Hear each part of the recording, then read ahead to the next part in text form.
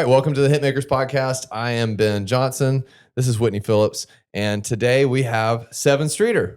Welcome, Sevyn. Hi, guys. So excited to have you here with I'm us. so excited to be here. I love y'all. So excited to have you. Thank you. I've got a little bio. I've been starting everybody off with bios. Okay. So here's your bio. Ready? Sevyn Streeter is the definition of multifaceted, an artist, songwriter, and vocal powerhouse who has been shaping R&B from both sides of the mic. Oh. She's penned hits for Ariana Grande, Chris Brown, Brandy, Kelly Rowland, and Alicia Keys, while carving her own path as a solo artist with songs that are electric, honest, and unmistakably her. A small town Florida native who got her start in girl groups before stepping into the spotlight, Sevyn brings experience to every lyric, anchoring her artistry in authenticity and impact. Whether she's delivering the hook or writing it, you feel her presence. Today, we're diving into how Sevyn built a career rooted in truth, talent, and undeniable staying power, all in 7 words or less.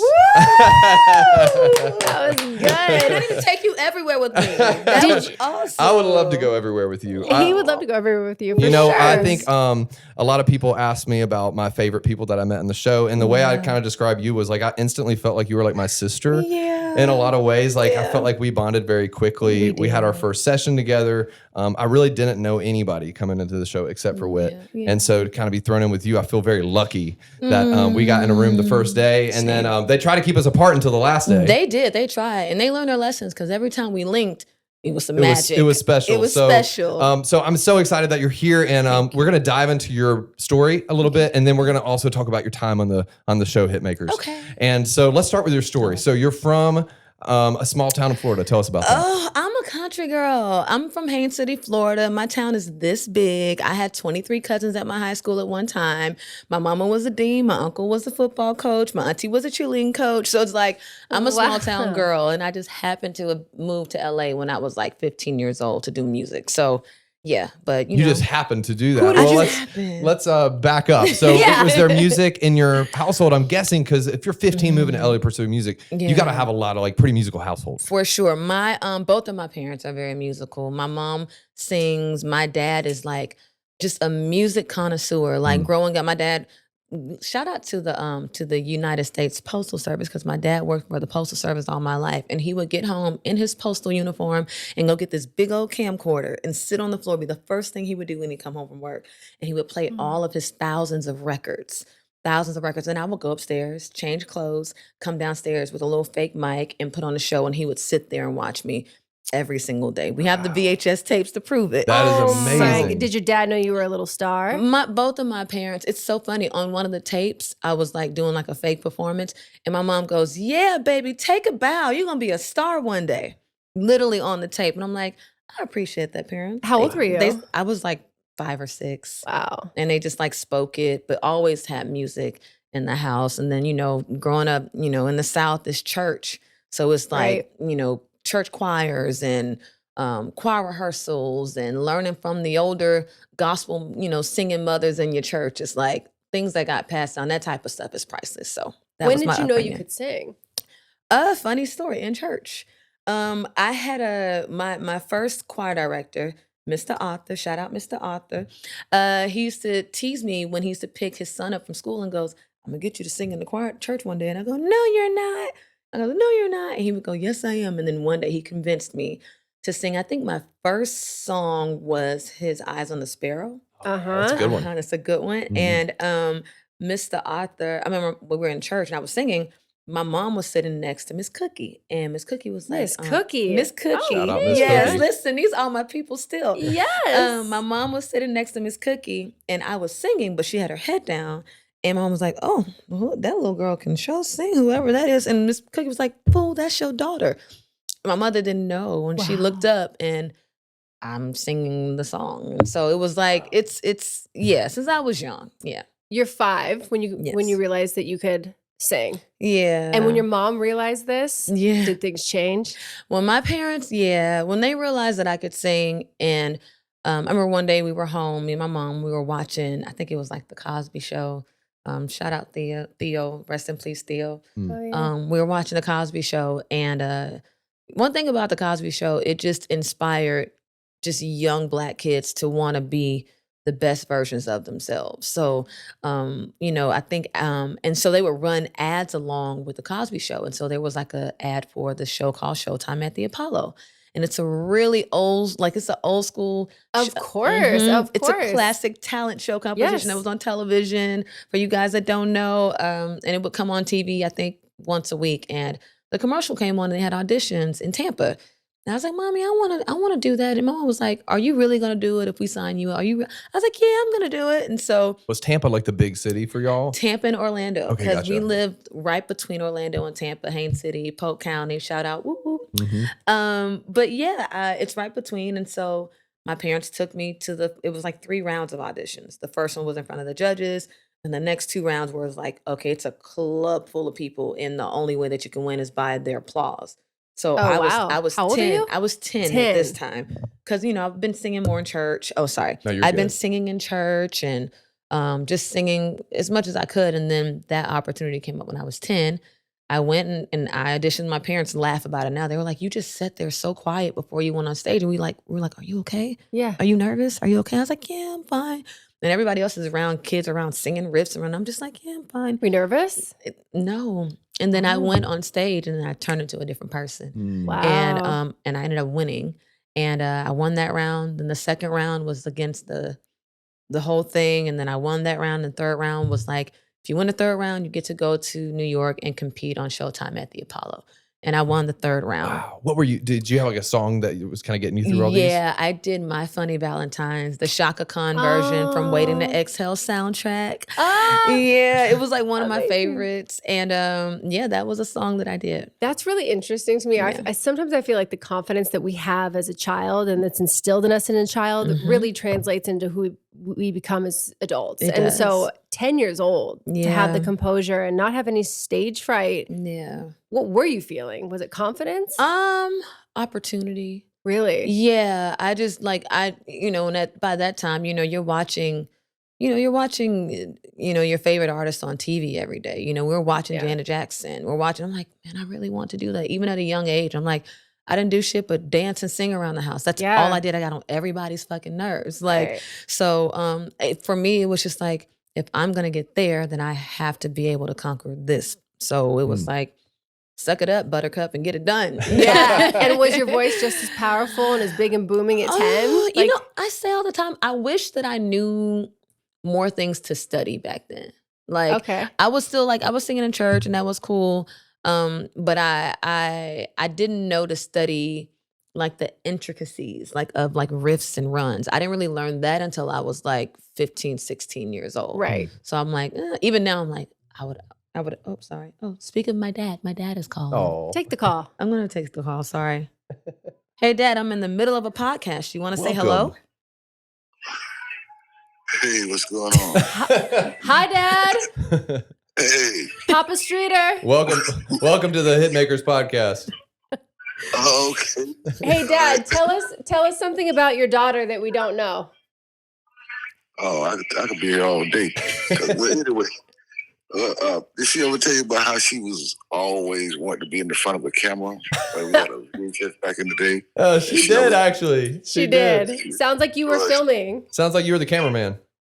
Yeah, but she wanted to be the center of attraction. Of attention. Nothing wrong with that. Yes. I told him, Daddy, how you used to have the camcorder on your shoulder every day. Yeah, when I get off work, that was one of the first thing I grabbed because I knew you were gonna be ready for the camera. See what I mean? Real talk. No, I love you, Daddy. Thank you for being my first cameraman. You welcome. You were pretty awesome. Okay, well, just give me a call back when you finish. Somebody approached me about something and what you would do. Okay. All right, we'll do. I'll call you when I'm done. Okay, all right. Bye. Love you. Well, that was amazing. It's perfect. Oh That was my our God. first phone a friend guest. Phone a friend. On the show. Yeah, that was only right. We're talking about family. That was actually wild. Your That's dad's crazy. like, I need to be noted a little bit more. I'm calling it. And Yeah. that was crazy. Yeah, you said that story and then he said the same story. That's funny. It's y'all, the y'all, truth. y'all are related. We're synced up today, We're guys. synced up. We're That's lined pretty up. amazing. On a Sunday. So we're at the Apollo. Yes, we're at the Apollo. What happens next there? Okay, so this is a funny story because first of all, the musical Apollo is such a legendary place. Let's start there. Michael Jackson, James Brown, every artist that we know that we looked up to had to go through the Apollo first. Like, they have this big magical log that everybody rubs before they go out. If you watch the Michael Jackson movie, you'll see the Jackson 5 go on Apollo, rub the log. And so that was a big deal. I think the musical guest that time when I was there, I think it was the Brat and the Braxtons. Wow. Yeah, it was Tamar, You went on to Tracy, and write for Trina. it.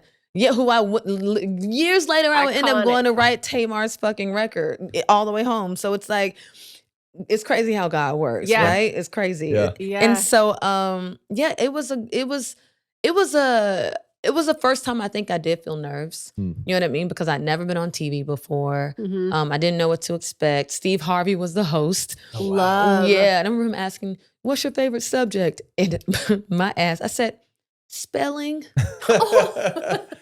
Spelling. I guess it was like my future Cute. songwriting thing. Maybe I didn't know how to say, I like words. That's really You funny. know what I mean? Spelling, You're yeah. brushing. And He then you looked at spell. me How do like you that. spell your name again? Sevyn, right? Or Sevyn, you brushed shoulders with some legends Pretty like, early early on. on. Yeah. That's wild. So you had a lot of affirmation that, like, okay, this is a career. I can succeed in this. Yeah. So what's the next step? You You move- win. You win. No, it Okay. was a tie. Oh, I thought you said you won. Sorry. It was a tie between me and this boy group who handed out roses to the audience. Oh, see, Okay, that's a well, little, where are they that's, now? That's a little I don't shady. know, but I pray y'all are good. I pray they're good. They Oh, were yeah, really yeah. dope, though. They Me were too. good. Yeah, but it seems like they were kind of bribing the audience. They to me. did. I didn't Yeah. have no roses. No, I that didn't hand seems out a no little shady. roses. It was just me. But so that was 10, and then I guess fast forward a little bit to 15. How do you end up in LA? So after 10, after the Apollo, nothing stopped. My family and my parents were like, okay, she wants to be a singer. We were up and down Florida, anywhere I could sing, whether it was mall shows, doing Whitney sets in mall shows, doing, banquets in more churches. I would sing everywhere. Anywhere, everywhere. And when I was about probably 14, I met a producer in Orlando named Fight Ren. Shout out Fight Ren. He produced a lot of things for NSYNC and the Backstreet Boys. And so I had never been in a recording studio. So that was my first time recording and seeing, I was like, oh, so these colored lines that's me? And he was like, yeah. So he kind of taught me what that looked like for the first time. And after just learning a lot from him, I ended up I'm skipping things. Sorry. fine. So so after learning a lot from Fight, I ended up I was doing a lot of shows, and I saw that I was a huge B2K fan, and I saw that B2K was performing at the local performing arts high school, and so I hit my mom. Well, I went online. And I got the number to the principal of the school that they were performing at. And we went to school the next morning, and I went to my mom's office. I was like, here, this is the number to the principal. The show was on this date. Call them and see if you can get me to open, right? And so she was like, okay. Hustler. She's like, all right. So I go back to class, and then by the time school is out, I go back to mommy's office, and she was like, well, I talked to the principal. I was like, yeah. She was like, and the principal gave me the number to the promoter. I was like, yeah. She was like, and the promoter said they only have guys opening. So Perfect. you got the job because they wanted a girl. And so I got to open for B2K and met their manager backstage. Maybe 2 weeks later, they flew me and my mom to LA and put me right into a group with 3 other girls. And then we went to Jimmy Iovine's house, showcase for him in his gym. Wow. And then went outside, jumped on his trampoline, came back in, and they were like, yeah, we got the deal. You're signing to Interscope. Not after the trampoline. Well, Yeah. that's wait. Yeah. So you just meet these girls like that? Yeah, they put us in a little bit of rehearsals, and we recorded maybe like a song or two, and then we went to Jimmy Iovine's house and we showcased for him. Wow. And in his gym, Wow. gym. Yeah. And then you're just, that's like a rocket ship. How was your mental at that point? Because I'm sure even as an adult, that's a lot to happen in a very short amount of time. Yeah. How was that coping with that, I guess, as a 15-year-old? Again, opportunity. I'm Yeah. a small town country girl. Yeah. Like shit like that don't happen every day. Yeah. So it's like, if I want to become Janet Jackson, Yeah. this is the path. This is a part of it. And I'm like, and I had never done a girl group before. I've been a solo artist up until that point. But being a solo artist at a young age can be really lonely and really boring. So I was like, I have 3 built-in friends. This was great. And it was a great experience. We got to open up for the Scream Tour 2 shortly after that, and for B2K and Bow Wow. And it was we literally left for that tour on the day of my birthday. On July 7th. I'm like, and I say that it was my 16th birthday. Okay, yeah. And I say all the time, like, for my 16th birthday, most people get cars. I didn't get a car. I got a tour bus. There you go. And I was like, thank you, Jesus. Tell everybody the name of the group. Yeah, it was called TG4. Some people know, some people don't, but it's called TG4. And it was a great time. I learned a lot. I learned a lot about dancing and moving because we danced a lot. We were technically, it was supposed to be like the female version of B2K. Okay. And so we lived in rehearsals. We lived at Millennium Dance Complex here in LA. Like we took classes night and day. Yeah. So it's like Star training. Yeah, star training. You know what I mean? So it's it was great. Did y'all also write songs, or is that We didn't. Okay, so yeah, you still haven't really written songs. I had never written a song at that point. So people are pitching you songs or giving you songs that sing this. Yep, and saying sing this. And the thing, I've always been very transparent about it. It was also my first time being aware of colorism in our industry, because in that particular group, I would have things that I would sing, but because I was the dark-skinned Black girl, you would look at the video and they would have someone lip singing to my voice because they couldn't carry or do the thing that was required, that the song required you to do. But I didn't look the part, so they were like, "Okay, yeah, you're gonna sing this." What were the profiles of the other girls in the group? They just weren't brown-skinned Black girls. Okay. You know what I mean? Unfortunately, and sorry for y'all, you're not a brown-skinned Black girl. Yeah, did that make you feel a type of way? I mean, of course. Yeah, how did that make you feel? Oh my God, it made me feel crazy because I did experience a lot at that time, and I was reminded quite often that I was a brown-skinned Black girl in ways that I have since gone to therapy and talked out and understood that when you go through things like that, it says a lot about that person, more about that person than it ever says about you. And so I'm like, okay, definitely. But those early years, I mean, when I first came to LA, I wanted to be an artist as well, just for a short little bit. You got artists written all over you, Britt. I'm not very playing. sweet, but I dropped that very quickly. Okay. Because I didn't love performing probably the way that you did. But those early critiques of you as an artist are brutal. They're brutal. And they will stick with you because you are being the most vulnerable you could ever be. Yep. Singing and putting yourself out there. But as a woman, it's not just about your voice. Yeah. It's literally about the package deal, the way you look. Yep.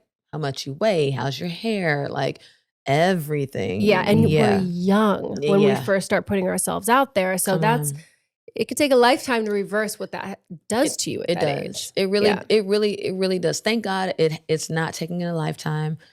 Child, I don't think I could have any more confidence than what I have today. I think you got it. I think I got it. I think you got it. You know what I mean? So take us to the next step. So how long you in this group? I was in that group maybe like 2 years. Okay, 2 years. Well, really 2 years with a label. Okay. And then my parents are great. They tried to keep us together even afterwards. So we were still doing shows and traveling to try to get record deals and things like that. And it just, unfortunately it ended up not working out. And I think that is when I started to write. I started to write around the age of like 18, 19, and really get into like, just knew that was a place to kind of create from as well. Wow. And that's in LA. You're fully in LA. We're fully in LA. And so you're kind of going, well, the band thing seems like maybe it's not working like we want it to. Yeah.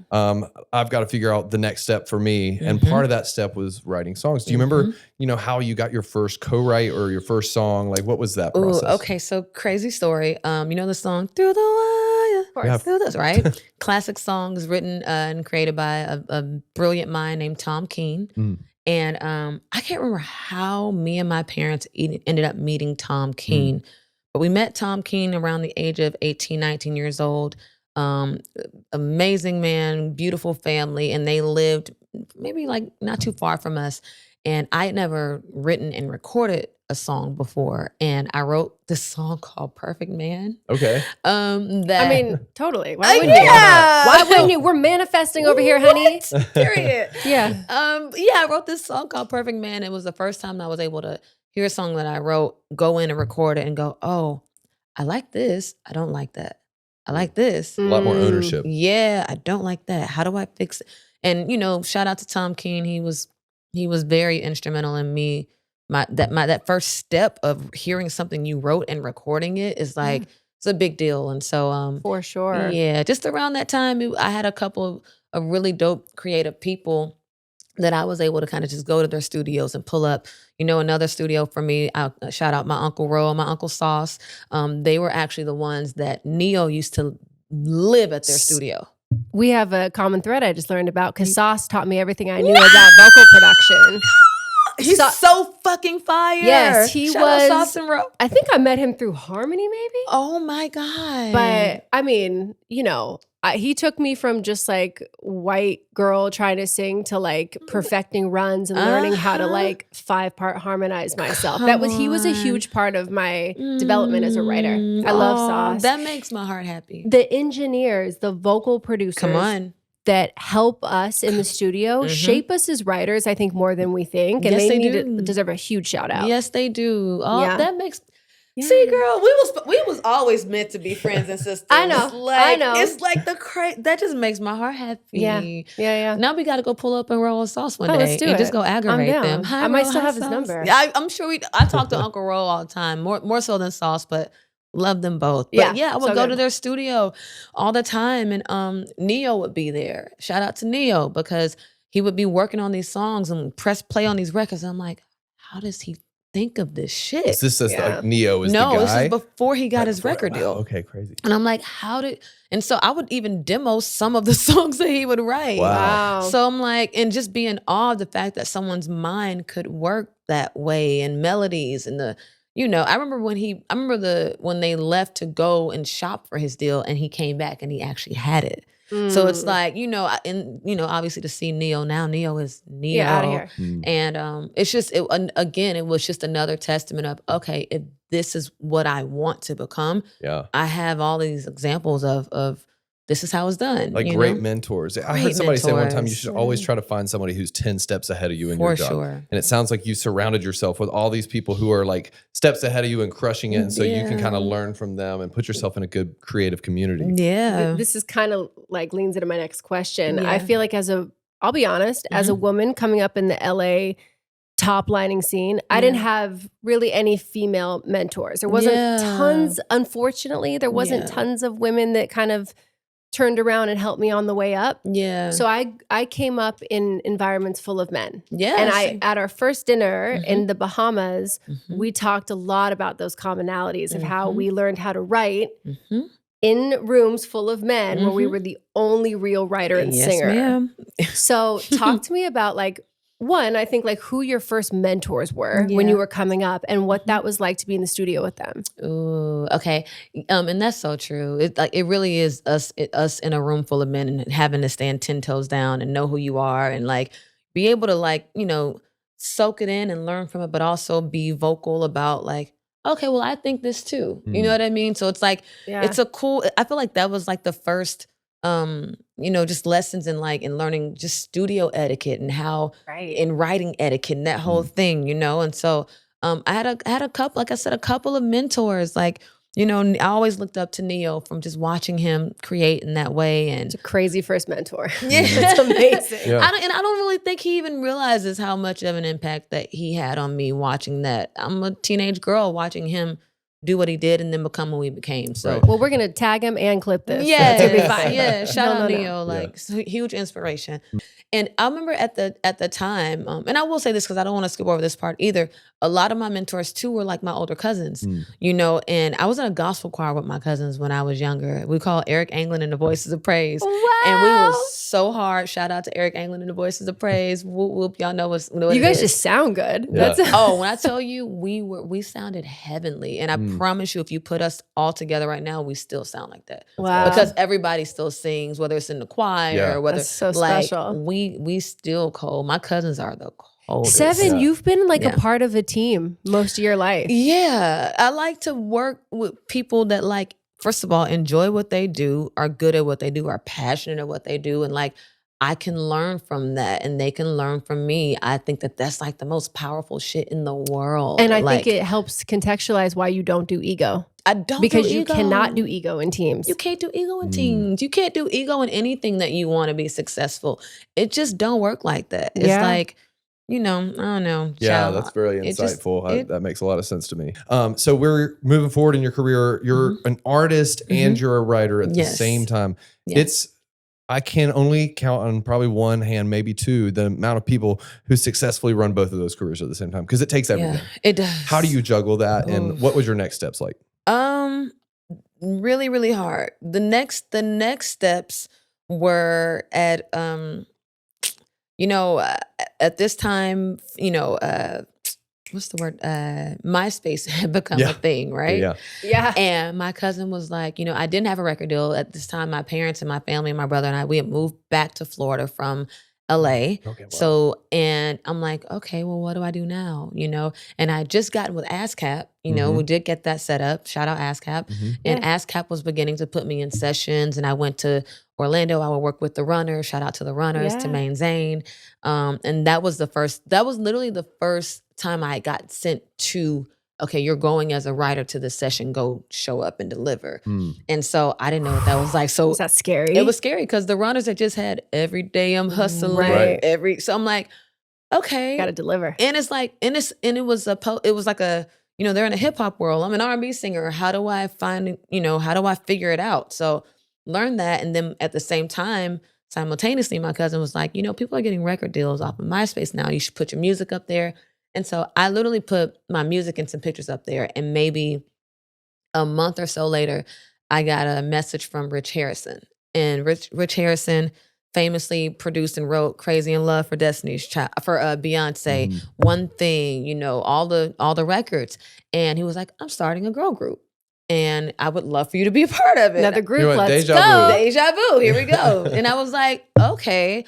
And applying, meeting him, meeting the girls, worked out, got into the group. We showcased for RCA, ended up doing the deal with RCA, and going on tour Beyonce and opening up for the I Am Sasha Fierce tour for the whole US leg. Talk about that Crazy. experience just for a second. That group was amazing and so much fun, and I learned so much. One thing I will say, it's just like, brother, watch her every night. I never missed a show. I sat at the front of house every single night. And I just like studied and just watched and just in awe, just like, because, I don't think people really understand what that really takes. Night after night, you're watching her do and give the same energy or more from city to city to city. And it was beautiful to see. And you put yourself in positions, to be able to do that. It's a lot of praying. So Ben. It's a lot of praying. A lot of praying. We'll touch on that too. Yeah. I wonder what's the next step after that. So how does this girl group last longer than the other ones? What's the name of the girl group? Yeah, the name of the girl group is Rich Girl. Shout out Rich Girl. And it lasted, yes, longer than the other. I think we were together like 4 years. Okay. We ended up hiring a manager by the name of Tina Davis, who managed Chris Brown. And we were having we had a session across the hall from Chris one day. And we had met him one time previously, just like, hi, nice to meet you. But we had a session across the hall from each other this particular day. And I didn't have any placements. I've been trying to learn how to write, but didn't have any placements.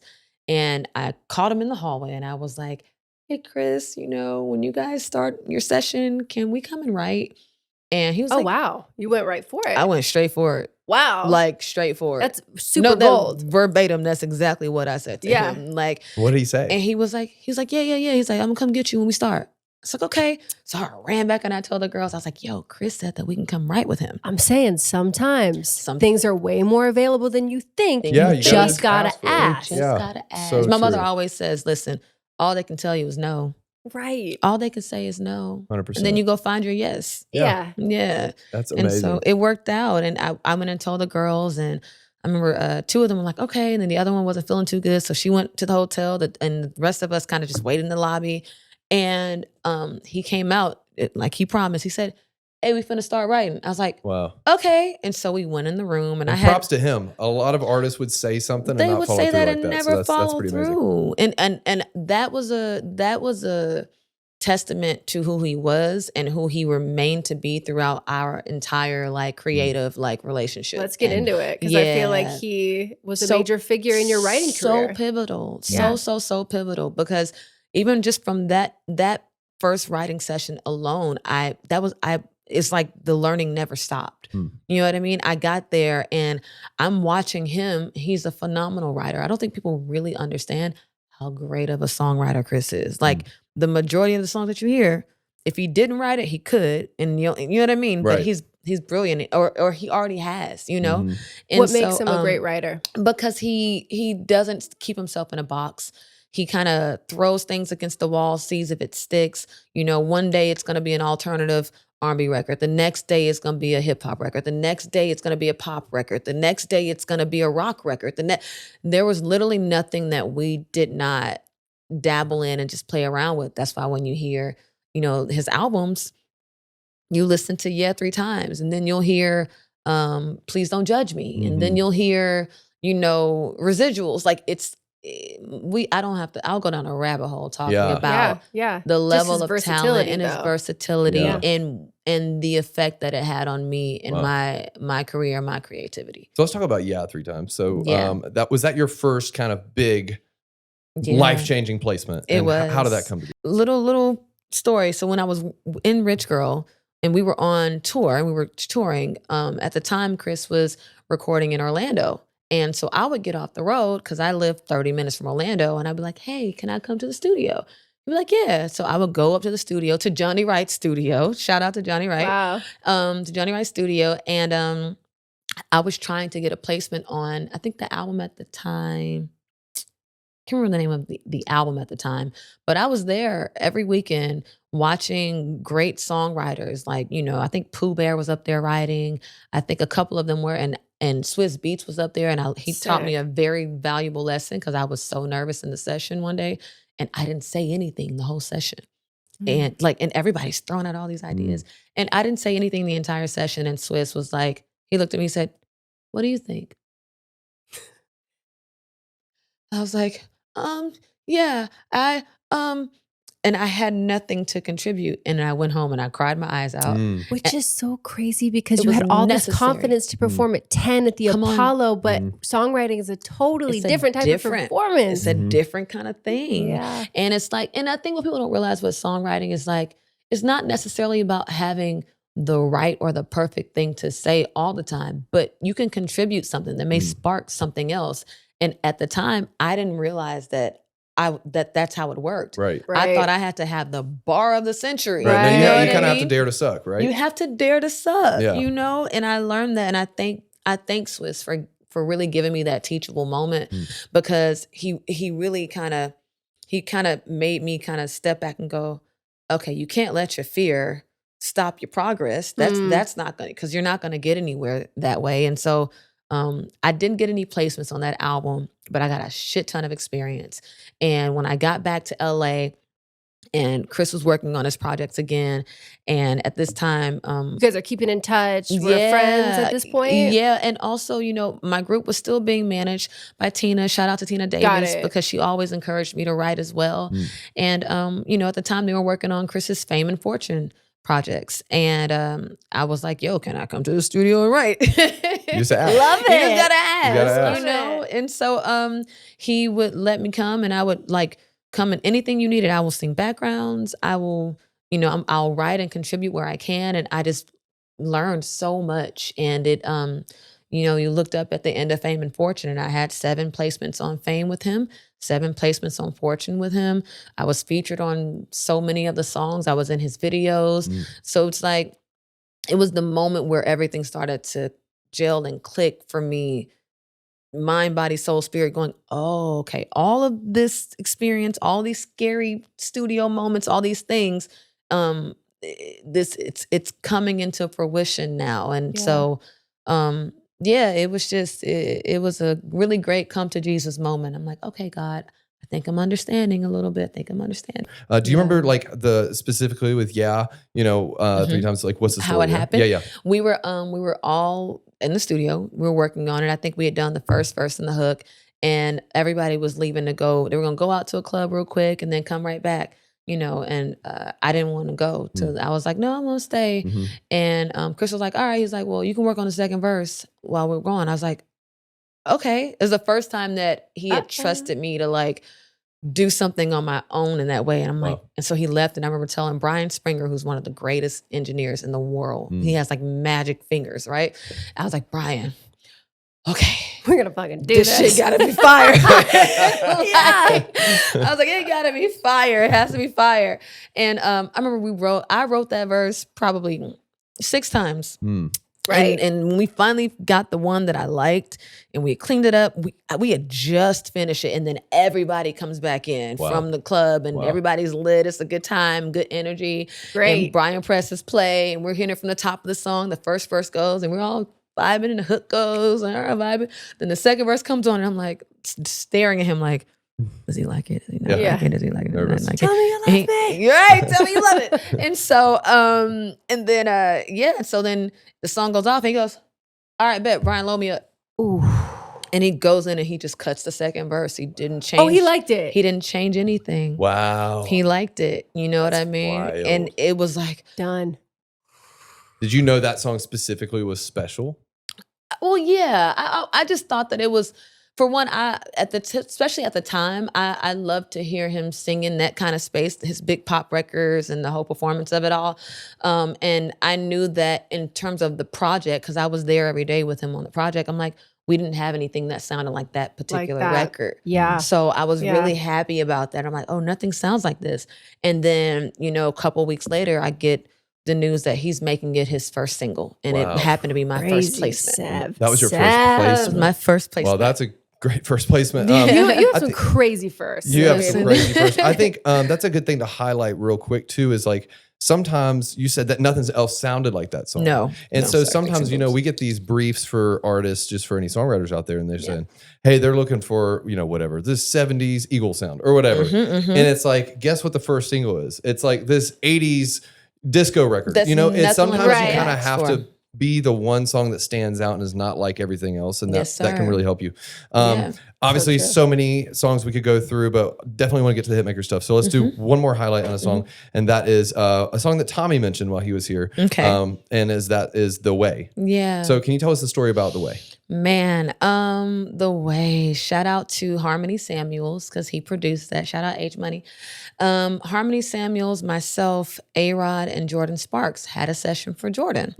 And we were like in there playing around with things, with melodies, and we just came up with this good ass song, this great ass record. And we loved it. And as far as I knew, it's a quintessential thing that happens in our business quite often, where you leave thinking that the song is going to have one home, and then you get news that it has a completely different home. So, 100%. At the time we thought that it was going to go on Jordan, and then I was on the road again, just working. I don't know what group or what situation I was in at that moment, but I just know I was on the road.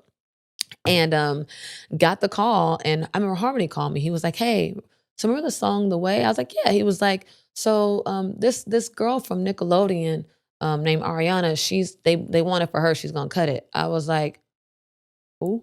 Yeah, you're like, wait, what? Why didn't Jordan do it? Yeah, I'm like, why didn't Jordan? I'm like, who? I'm like, Yeah. huh? And I'll be honest, I didn't know. I didn't watch the Nickelodeon show. Sure. Like, I didn't know. And I was like, well, can she sing?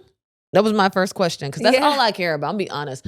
I You're very studio seldom, girl. You're like, how's she gonna cut this? yeah, how's she gonna cut it? Like, and I'm not fond of like giving my records to people that can't perform them. Sure. I just don't like doing that. Were you singing the demo? I'm curious. No, Jordan? I think Jordan sang the demo. Okay, cool. Just curious. I think I'm not, because it was for her. but probably. I think I sang it for Jordan. Sure. And then Jordan On top sang of, it. yeah. So I'm not sure if when it went to Ariana, if she heard my version or if she heard Jordan's version. Sure. Okay. So, but yeah, he was like, yeah, she's gonna cut it. And I was like, okay. I said, she can sing though, right? He was like, no, she can sing. I said, okay.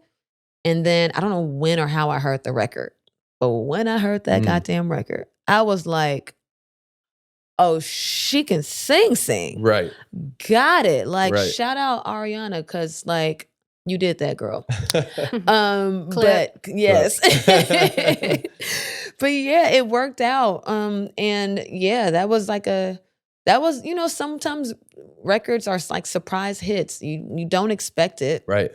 I did not expect that record to become and do what that record did. And I love the fact that it's like, it was a big deal because it broke an artist that no one had ever heard of before in that space. Right. So it's like, that was really cool. Those hit different. Yeah. Wow. That's a good lesson too, I think, to think about. Like, sometimes we get caught up in names on records, right? Mm-hmm. Like, we want the biggest name and all this stuff. But at the end of the day, we need the record to be able to sell itself, and it's got to have, it doesn't matter if the name of the singer, it's got to be the voice on the record Come too, on. you know? Okay, so let's talk about your time on Hitmakers. We've been asking everybody who's come on the show, how you got on the show. So talk us through that process. How did you end up on the show? Well, first of all, let me just say, like, this show is like probably top 3 moments of my life. Wow, you've had some good moments in your life. So actually that's a pretty big Wow. statement. Top 3 moments of my life. That's Like, amazing. Yeah, working with y'all, meeting y'all, like holding hands and doing this together, something that has not been done before. This has been like the joy of my life doing this show. Being like, on this podcast. being I'm on sure. this being on the podcast. podcast is top 4 maybe. Yeah. Okay, good. No, it literally, like, the show, because it's like, every little moment led up to this, led up to Hitmakers. You know, it's Yeah.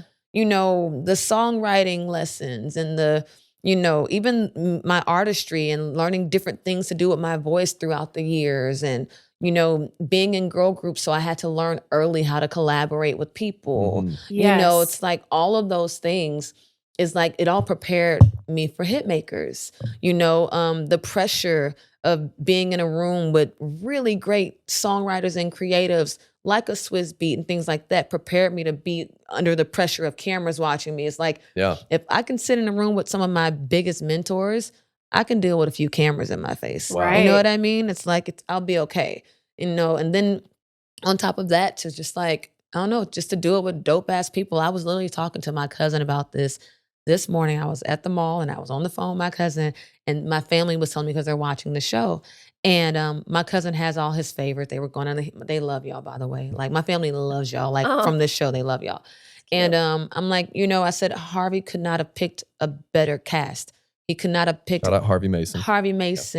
And Britt. Yes, and Britt, Harvey Mason and Britt. Like, you could not have picked a better cast. And it, from the talent level to the egos left out the room, you know what I mean? Like, it was just great, and people who were just good at what they do. So being on Hitmakers has been amazing, and Who originally called you? Was it Harvey, or and how did that call go?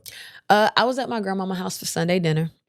And my whole family was in the living room. My grandma cooked Sunday dinner for like 30 of us, maybe a little bit more now because she has great grands.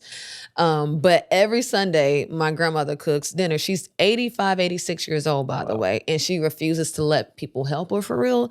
So she be in there chefing it up, and she cooks for all like 40 of us every Sunday. Amazing. And so I'm there at Sunday dinner, and I'm just around the table, kikiing with my family, and I look at my phone, and it says Harvey Mason. I'm like, I looked at my mama, I said, Am I winning a Grammy? what? Listen, I showed my mama, I said, Mommy, Harvey called. It's She was exciting. like, go answer. And so I'm like, okay. And so I go in my grandma's room, and I'm like, hey, Harvey. And he was like, hey, Sid. He's like, how are you? You got a minute? I said, I'm just at Sunday dinner. What's up? He was like, oh, okay, I don't want. And then he proceeds to tell me, well, I had this idea, this opportunity, yada, yada. And he tells me about it. And I'm just like, he doesn't know, on the other side of the phone, honey, I'm having a whole heart attack. Like, my jaw is on the ground because I'm like, this can't be real. Like, is this really real? Yeah. Like, it's one thing for Harvey, because I've worked with Harvey so many times throughout the years. Like, in Rich Girl, we worked with Harvey. We worked with the underdogs. Underdogs, right? With the underdogs. Yeah. I'm a diehard underdog fan. So they did like so many records on us. So I've worked with him. And then even fast forward through that, I wrote a song with Harvey for Tamar Braxton called All the Way Home. So, you know, I didn't realize that was Harvey. yes, Yeah, we literally amazing. sitting in the room together, wrote that song with like Joel James and like I think maybe one other person, one other producer or whatever, and wrote it for Tamar Braxton. So it's like, it's one thing for Harvey to call you for a session and even then I'm still like, because I worship the underdogs. Oh yeah. But for him to call me and offer that, like, my heart could not have been filled with more gratitude. Like No second thoughts. No, you were ready to go. No, well, I'll be honest. I was working on something because I did realize that, like, and I don't know what it was. I was also working on something that I felt like, you know, it needed to showcase something about the world of what it is that we do. And so, and it was completely separate from what he called me with.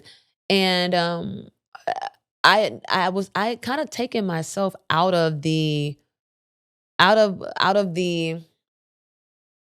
role of being a part of a show where I was the one under the lights and the pressure. You know what I mean? And I didn't even realize how much I needed to even feel that kind of pressure. You know what I mean? So when I needed to feel the butterflies and the nerves that came along with Hitmakers. Like I know we all felt them, you know? Something new and uncomfortable. We crave it as creatives. We're a little masochistic like that, but that's what keeps us going. It's like we know that getting close to the uncomfortable stuff is also the good stuff. It's literally the only way to get to the other side, to the fucking phenomenal things that we dream of that we don't tell people about all the time. Right. Like, you know, and so I was just like, whoa, like. So when was that call? Was that? That was 2 years ago. Right, 2 years ago. It was like during during Christmas. Yeah, it's interesting because everybody had these calls at different times. So I think it was like over a period of like, 5 or 6 years. It was a long time to kind of build this cast. Because obviously the show is very complicated to make. And even the fact that you have cameras in a writing room, which is kind of a sacred space. A lot of people don't want that. I know, I don't. Or can live under that pressure and the time. And then not even talking about the law stuff with copyrights and publishing splits and all that stuff. So complicated show. Let's fast forward to Bahamas. Okay. Yeah. So we land in Bahamas. Well, first we have Queen Miami. of the Bahamas, by First the of way. all, we can't get to we started off in Miami. They didn't film Miami, but that was kind of our staging ground. Yes. I remember my first intro to you. I know. Let's do our first impressions of Sevyn. Oh shit. Okay. Sevyn. Okay. I don't think you slept the night before we started shooting. I did not sleep. She was coming in from, I think, a casino. Me and Tommy both. Yeah, you and Tommy, I was like, these guys are animals. Yeah, me and Tommy don't sleep. Like, me and Tommy come from the same school of like, it's up. Like, like, it's up. And it's like, because we take a lot of that same energy and we pour it back into the creativity and the music. So we just like, I won't speak on Tommy. I'll let Tommy speak on himself. But for me, that's just my energy. Like, I eat, sleep, breathe, love this shit. So it's like, if we shooting for Netflix the very next day, but we're in Miami. Oh, we stopped by like 2 studios that night too, by the way. So I walk in the lobby. I've gotten maybe 2 hours of sleep. I'm nervous and I'm thinking like, is this enough sleep? Like, oh my God. And I wake up early. I'm doing my makeup, I'm my hair, and I'm like, oh my God. And I'm like, I walk out in the lobby. It's Harv. It's everybody except for you. And they're like, I've never met you before. And so they were like, oh yeah, Sev didn't sleep at all. She didn't sleep at all. And I'm thinking, oh man, like this is, as a woman, I'm like, I hope she has enough time to get ready. I hope it's all good. You walk out on 0 sleep, looking like you've walked out of the gates of heaven. And I'm like, what the fuck? I was like, this girl has slept not even a single minute and looks like she got her makeup professionally done. Like she's just come off of like a spa day. You looked amazing. That is kind of crazy. And I was like, this is like freaking nature. Yeah. Thank you. Beauty and presence. Like off the rip. And presence. Yeah, that's a good point. So when we land in Bahamas, kind of what was your first impression of everybody? I think you knew some people, but didn't know some people. Yeah. I'll start with y'all. My first impression of you was like, I said on the show, you a cool ass white boy. And like, period. You just cool That's as what shit. His wife said too. Yeah. Like you just cool. You know what I mean? And the fact that we worked in different genres, you just never know how those things are gonna mesh. Sure. And I just thought that like for our genres to be so different, the level of open that you were to like ideas and like suggestions and like, but then you would come back with like, nah, but you should say this, and it'd be a bar. So I'm like, oh, okay, that's just work wise. And I just thought you were kind. I just thought you were a good person. I really did. And then I thought the same thing about you. I was like, oh, this is a bad bitch. You're a bad bitch. And on top of being a bad bitch, you were kind and you were sweet and you were super fucking talented. And I liked how like, you were very personable, like very, very personable. Like even from our first sessions and our interactions, it didn't feel like I was writing with a stranger. I really felt like I was writing with one of my girlfriends, and we were sitting there just talking and having a good time. I say like people, because we ask the people on the show, like, what do you wish was in the show? What do you wish was out the show? And we'll ask you that in a bit.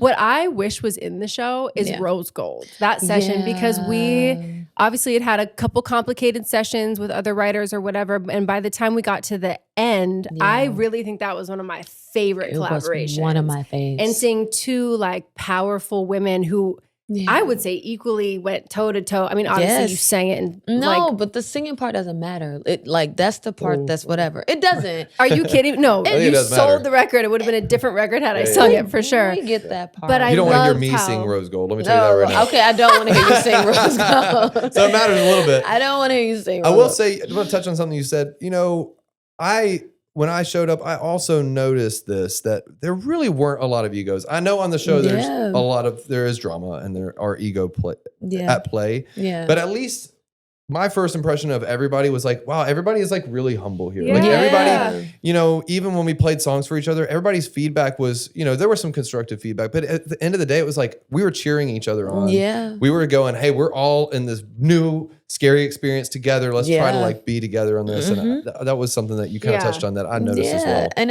like you said, even the little bit of drama that they did get, like me and my cousins were talking about this, and then I saw a couple of the comments.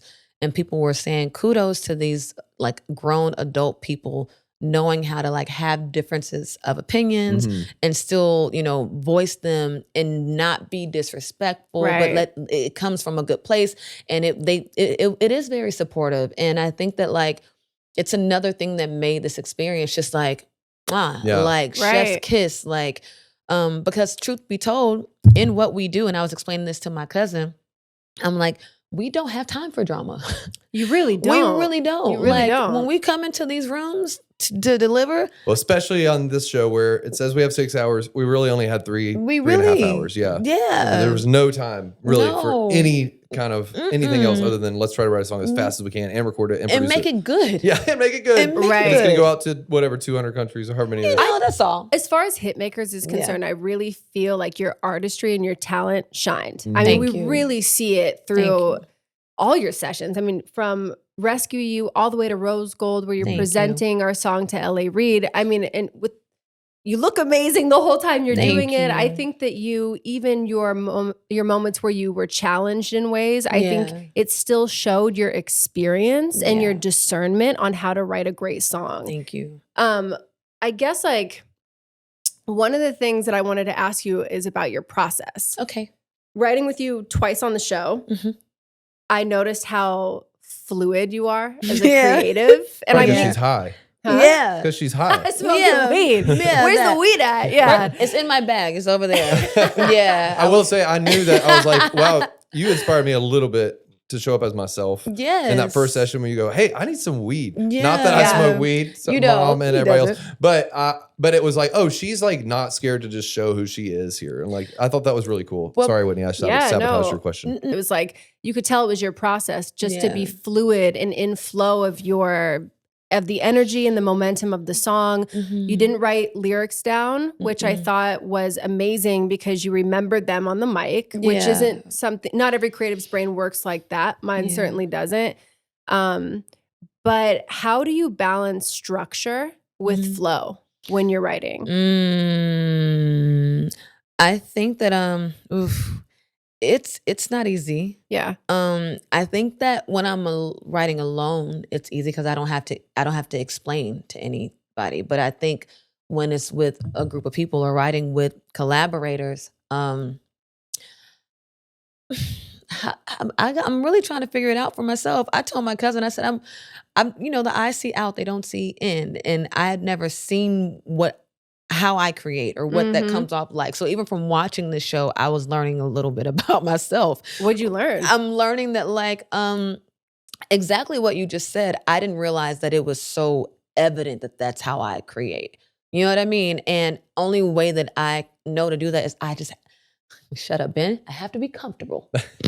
Yeah. So would you say you have to be comfortable being comfortable? with your co-writer? I have to be comfortable being I think comfortable that's what with she's trying to say. myself because, comfortability is important because So that you can write comfortably. so you can write comfortably, Yeah. right? Yeah. So, Oh, I literally, it's the only way that I know how to bring my best self to a room. Yeah. And I knew that with this show, I just, my number one objective was to write great records, to just to make whoever I was in the room with, like, make them want to take their guard down too. Like, because I just knew that there wasn't going to be time for guards up and egos and to feel uncomfortable. There's no reason for us to, we won't be able to accomplish writing a song. It just won't happen.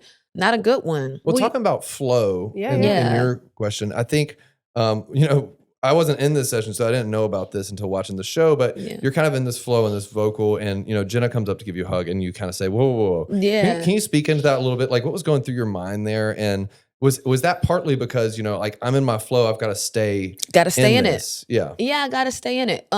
Like you said, I don't write things down a lot of the time. So I'm actively, the same way we're flowing in this conversation right now is the same way that I hear melodies in my head. Yeah. And if I don't hurry up and get them from my mind to a recording, they will disappear and leave me for forever. And then I get mad. Then I get mad because then it's jeopardizing the thing that we are here for. We're here to create the song. So I think that and it comes from experience of, having a million sessions under your belt. Studio etiquette is a real thing. You have to give people their space and be, how some people who are just not conscious of just like people in personal space, or who are not conscious of people who just need a moment. It's kind of similar to that kind of thing when I'm laying melodies. It's like, you cannot interrupt the stream. You would say it wasn't a personal thing per se between you and Jenna. It was more like, hey, I've got to do this to accomplish our goal right now. Yes. It's like I had to get the idea out. And, I even said this to Jenna while we were in Cabo. I think that a lot of her wanting to, always make someone feel like she's their cheerleader, can sometimes in these situations, we're not looking for you to be a cheerleader. Like, I'm not looking for you to be, to be the cheerleader and say that everything is great, because everything is not great. It's not. Like, we're trying to find the thing that's great. You need a teammate. You don't need a cheerleader. Yeah, you need a teammate. You don't need a cheerleader. And at that moment, it felt like, it was the absolute wrong time to come and be a cheerleader. Be a teammate and sit back and listen to what I'm doing, and then let me get that out, and then go, oh, that was fire. You can give me some confirmation afterwards, but everyone should remember, this is under a pressure cooker of time. It's like very, very limited time. And it's not only writing the record, it's producing it, performing it. And so it's like, it doesn't leave you a lot of time. Of course, the intentions is she was so excited. Yeah. And she was like she was excited that you guys had found something that she loved that was going to catapult your session. So it's not like, it's a difference in process, not anything. No. By no means was she trying to shut you down. No, or it was like nothing like that. And in no means was I trying to, everybody keeps saying, okay, the finger. I'm like, the finger is. Girl, that finger. I didn't even know that this happened at all, because you both were very mature, and that you didn't let it bleed into anything that was happening socially at the camp, which I thought was actually really honorable of both of you. Yeah. And I wasn't aware. But that being said, like, was there other things in the session that we're not seeing that led to your frustration? No, not necessarily. I think, like you said, it was just a difference in process. You know what I mean? I think and I'll be honest, everybody is not going to gel with everybody right off the bat. Right. So it's like, and I think that that's okay to say, you know? And I think that, you know, my process and her process are very, very different. Like you say, I will sing a melody and then I'll flow into words and flow into concepts and flow into things. And she's very much so, oh, I think we should say comfortable. Or I think we should say something, we should call it swimwear. And my mind is gonna automatically go to, you know, how are we gonna my mind goes down a whole rabbit hole. Process. It's a different process. Not a right or wrong, but you got to know what works for you. Yeah. And especially when you have very limited time, you have to just go stick to your guns and just do what you know is going to work. Yeah. I think, you know, if we can, this is another moment I had no idea what was happening on the show because I realized watching the show, I'm eating the entire time. So I don't know what's going on. I was trying beats for the first time. And at the end of the table, you're talking about how many boots you have. Take us. I don't know where I was when this happened. This is like, take us through that dinner. I don't know. If you have any more thoughts on that whole. I have so many thoughts. I've been watching this show like the rest of everybody else. That scene in particular, things got a little heated because you know they were still talking to Stephen about you know the way that he spoke to Jenna, and for me, you know, granted he liked to say, "Oh, you weren't even there," but you have to realize we're all here together in the same camp. So the way that we communicate with each other is really important. So if I'm not in a room or a session with you today, I may be in one with you tomorrow. And if you think that you conducting yourself or speaking, you know, to anybody, but specifically a woman in that manner is going to sit well with me, it's never going to sit well with me. I don't think that he necessarily liked the fact that I had an opinion about it at all. And and I think in context of that for Stephen, he had probably been talking about it forever and a lot. And they would, and people don't know this, they would pull us out of sessions to have these kind of conversations. And we're under so much time constraint. And I think probably for him too, he's like, oh my gosh, I'm still talking about this. I got to stop and get past it. But no, that was, which I looking back, I was like, one of my favorite lines in the show is how many boots you have. Because he kept saying like, because he made it, it really was a dig. I don't understand what you were saying, but I love the way you said it. It was a dig, low key. Was it? He was basically being like, oh, such you and your one boot. And I was like, I'll give you two. Like, and then keep going. Yeah, and I'll give you 3. I'll give you 6. You know what I mean? Because it's 7? Like, I didn't get it to 7. You're lucky I didn't make it to 7. No. But you know, I will say this: I'm a fiery woman. Yeah. I have a very strong sense of opinion when it comes to things that I'm passionate about, and just women in general, and how we're treated, and how how people speak to us and deal with us. I'm really passionate about that. Where does that come from? I have a lot of strong women in my life. A lot of strong women. My mother, my grandmothers. I have 3 80-something-year-old grandmothers. Wow. And I know like 3, but one is my step grandmother, but they're all my grandmothers. Okay, yeah. And they all still drive and cook, and you know, they will sit here and have a whole conversation with us. Like, so I come from, you know, my aunts like are brilliant, smart women, and so I've just always, and then even aside from that, like my dad, like who we just talked to, my dad don't play them games. He's like, say how you feel, baby girl. Yeah. Like, say how you feel, and don't you ever forget to say how you feel. Like, and that's huge. Okay. Yeah. Emboldened by your father, I think, instills a lot of confidence in how you show up with other men. Big facts. So I'm like, I think that like, I don't know if at that moment that Stephen realized who he was talking to, but I'm not the 1 or the 2 or the 3. Okay. I love it. Well, I had a strong dad too, so I hope nobody tries me either. Period. I think one thing we ask people is, was there anything that didn't make the show you wish had? And is there anything that made the show you wish didn't? Well, there's nothing that made the show that I was like, ooh, I wish I didn't. No. Because my intention from the beginning was to be myself. And so I went in and said, if you're just yourself, then that's enough, and you don't have nothing to worry about. That's great. You go in there being somebody else, you're gonna have some shit to be concerned about. Right. But I went on that show completely being my friends who create with me all the time, you know, they're like, you're such a little hippie.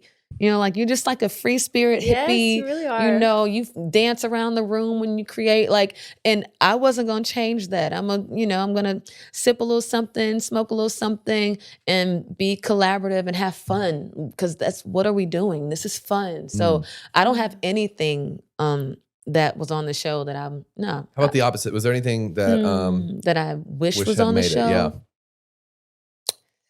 Let me think. What do I wish was on the show? Because I don't know if a lot of people know, but we filmed I think they said we filmed 72 hours a day, and then it was more or less 3 weeks. You know, so it was that's a lot of footage. That's so much footage. It's a lot of footage, a lot of stuff on the cutting room. I mean, you floor. did have an iconic photo shoot on Pig Beach.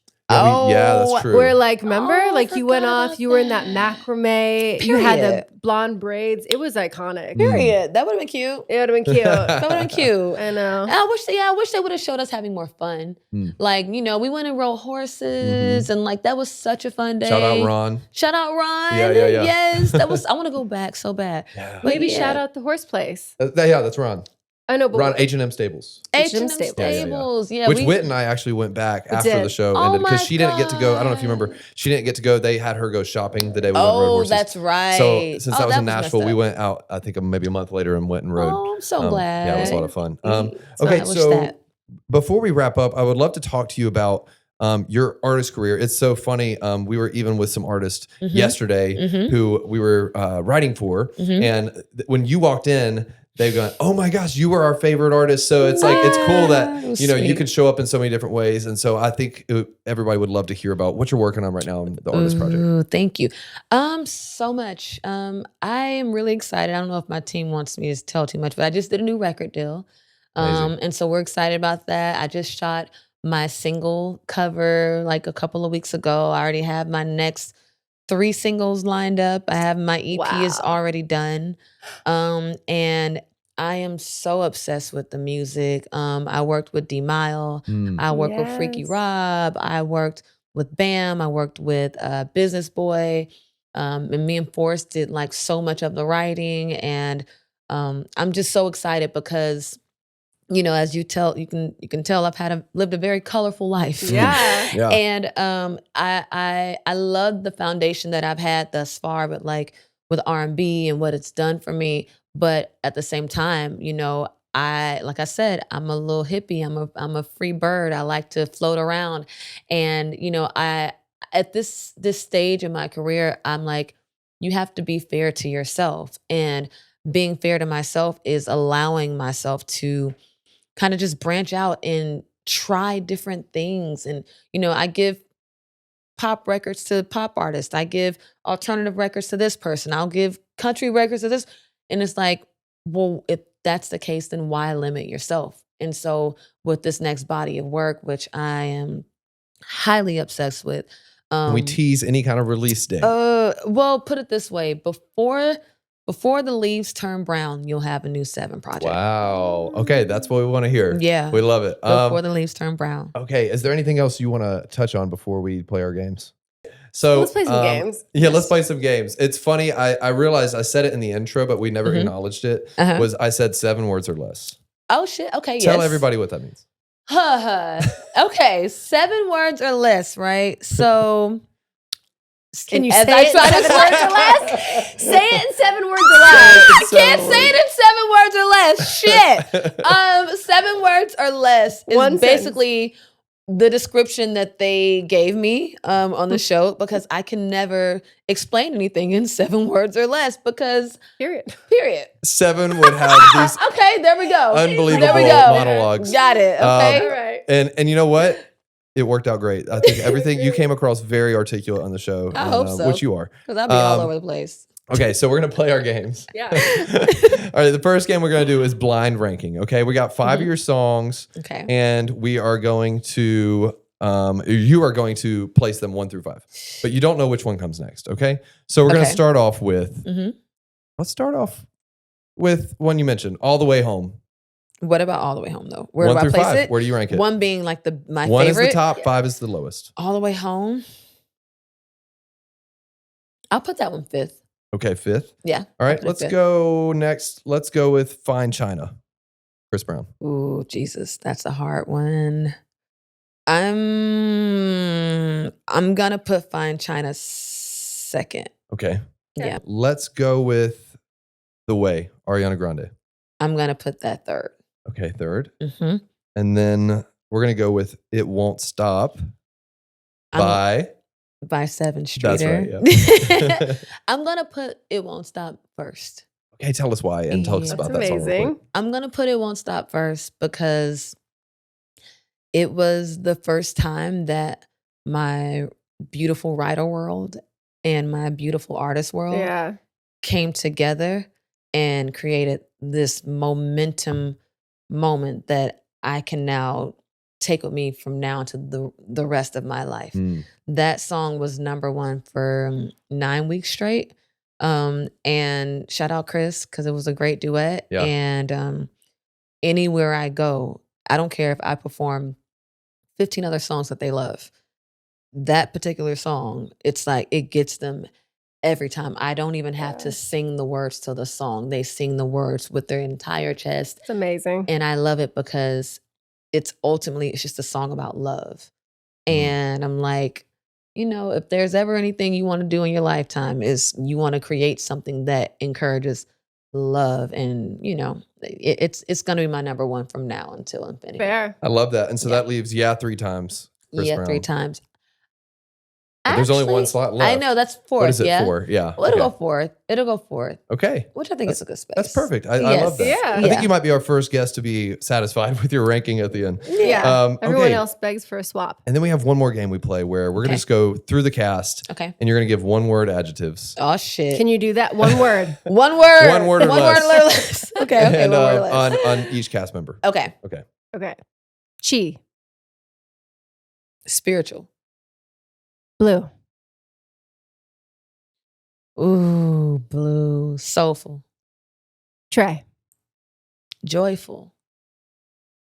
Ben. Just kind. Yeah. Faraz.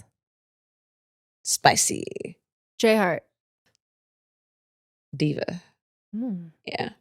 Whitney. Sis. Harv. Genuine. Tommy. Crazy as hell. No, I'm just kidding. Tommy's just like, listen, he's the facilitator of the function. He is the facilitator. Is a good word. Jenna. I will say sweet. Steven. I'll just say he's confident. I'll give him that. Yeah. Yeah, I'll give him confident. Yeah. Sevyn, thank you so much for being here. Thank you. Like I said, one of the highlights for me being on the show is getting to know you and getting to work with you as well, in and out of the room. And excited for you to be one of our first guests on our show. Yes. And to work with you and know you a lot longer. Same. And that's it. This is so great. Thank y'all for having me. I love y'all. I'll be back. Okay. Yes, you will, because we'll make you come back. Thank you. So much fun. All right. Bye. Yes, this was fun. Hey, dude. Y'all do good ass interviews.